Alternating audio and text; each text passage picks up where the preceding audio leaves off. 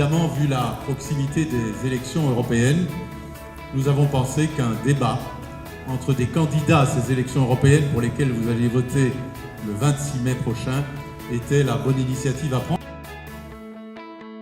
Et ma biographie aussi, c'est un signe que l'Europe garantit des choses, garantit des minorités à pouvoir exister au sein d'un continent aussi vaste que l'Union européenne.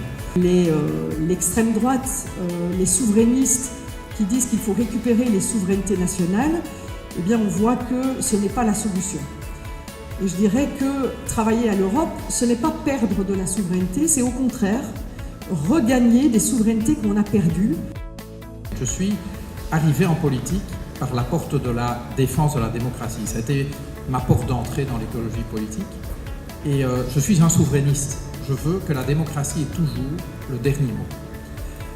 Qui peut croire que face aux défis climatiques et à celui de l'épuisement de cette planète, les engagements internationaux ne sont pas suffisants pour maintenir le niveau du réchauffement climatique en dessous des 2 degrés Celsius.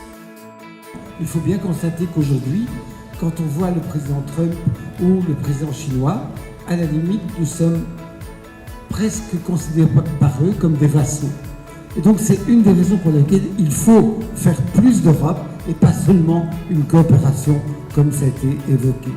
De constater qu'il y a cette influence, cette proximité énorme entre multinationales et notamment Commission européenne, mais avec des lobbies évidemment qui sont aussi bien présents au niveau du Parlement européen.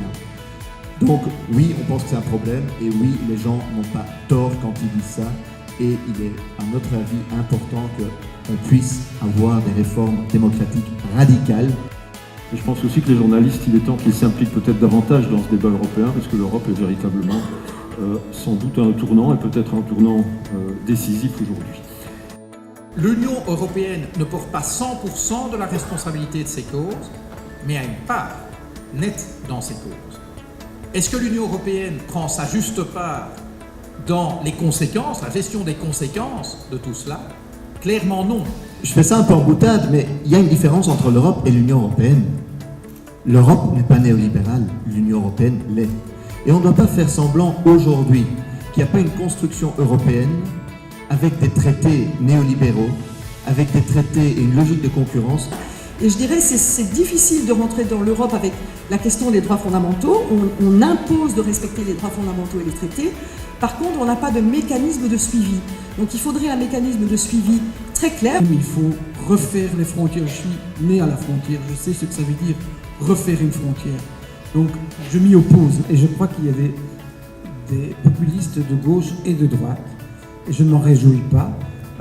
Et c'est un peu paradoxal parce qu'on est dans une société qui n'a jamais été autant éduquée, autant informée.